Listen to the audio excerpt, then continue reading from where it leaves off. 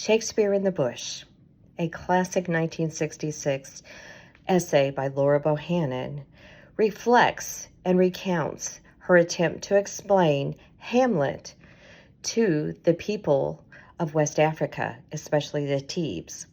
The stories become one of the most widely taught pieces in anthropology because it illustrates not only how universal stories can shift meaning across cultures, it also is relative to how we communicate to these cultures. As Bohannon arrived in the Thebe community with a copy of Hamlet, she's confident that the play's betrayal of grief and revenge are universal. However, she was challenged by a colleague that says, no, that is not how the Thebe in West Africa will understand this, because this is what the English, and there is a difference in culture and communication. And as she tells the story around the fireside to the elders of the Thebe, she's continually interrupted in the fact that the worldview is different.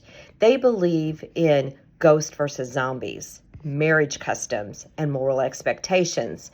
In addition, they believe in the cause and effect, and they reject the idea that Ophelia in the story could accidentally drown because water is considered safe in their culture. This is not normal in the U.S., as the U.S. believes that there are ghosts. We don't believe in zombies. We believe in marriage customs, that marriage is sacred, that we do not believe in multiple wives. We believe that the norm is to have one wife, and having an affair is not acceptable morally. We also believe that water, we can drown. That is not inherently a safe space. As you can see, there's different worldviews across cultures. And also we believe in how we communicate, and as we communicate our stories, that we must communicate with respect and with purpose.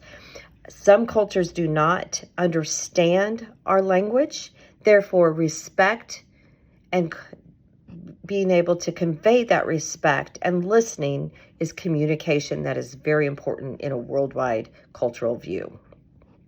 A personal experience that I had where there was a cultural misunderstanding would be when I was speaking with the Muslims. I was under the impression that because I was speaking the truth of the biblical truth of the Bible, of Jesus' story of Jesus Christ, that I would be interpreted as being relevant and being sincere.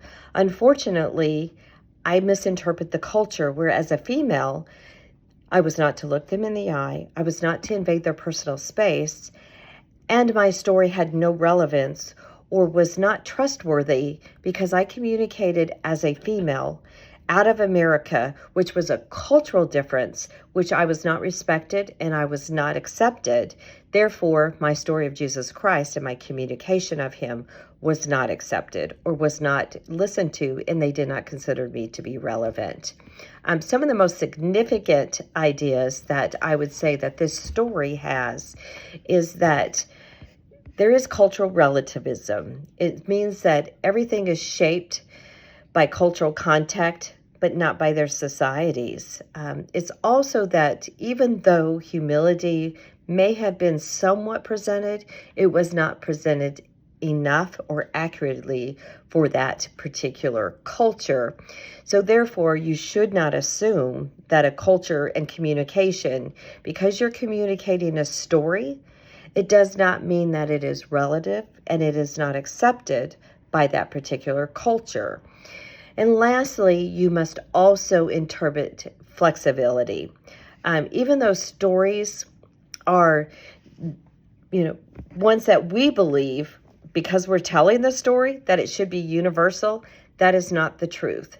It is not the truth that because the story is written, because we're communicating it, and that we know we are morally or ethically presenting it in a worldview that should be acceptable, that is not always the case. Therefore, communication is the most significant, and respect is the most significant what the story conveys.